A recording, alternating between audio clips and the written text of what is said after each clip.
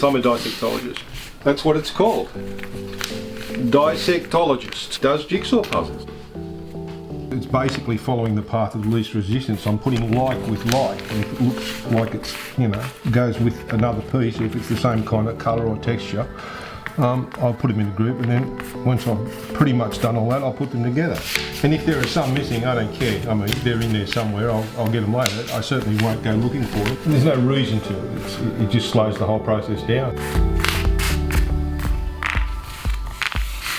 My collection is a result of not being able to buy fine art and beautiful jigsaws anymore. Jigsaws, I think now, are probably more popular than they've ever been at any time in history, particularly right now.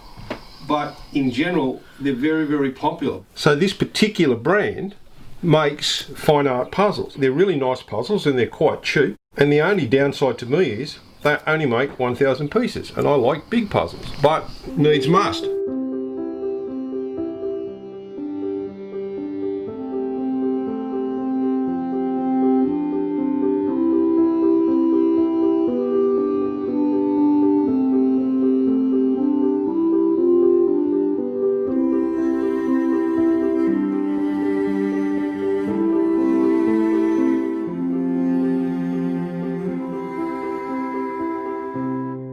There are only 6 possible shapes in what are called grid card puzzles. Just with very simple shorthand, you can describe the configuration of the piece. And this one is knob, knob, knob, hob. Some of them are tall, some of them are wide. If you know which way the pieces are oriented, that is a big, big help, particularly if it's got lines on it or things like that. Anything with writing on it, you just know where it goes, because all you got to do is look at the picture. So writing makes puzzles easier.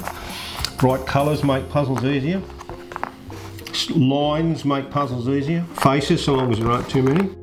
When you're working a puzzle that has a lot of solid one colour or just stuff that makes it hard to do, you can actually look for the shape. Just by sorting these pieces into that knob down, that knob up, you can really limit the amount of choices that you're looking for, which makes it a hell of a lot easier.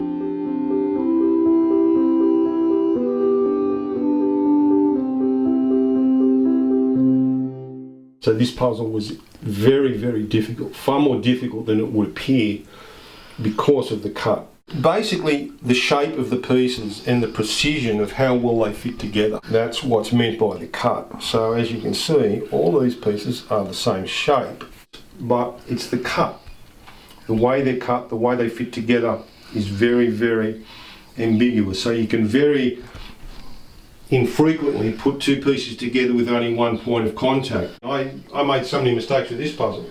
I'd have 2 pieces of contact, the piece would fit, it would look right, and then I'd run into a brick wall. So you get out the magnifying glass and you identify the mistake, and you just play around until you find it. It's always there, and it kind of makes me smile because it's satisfying solving the problem. I don't mind that I made a mistake, like I'm not perfect, so making the mistake isn't an issue.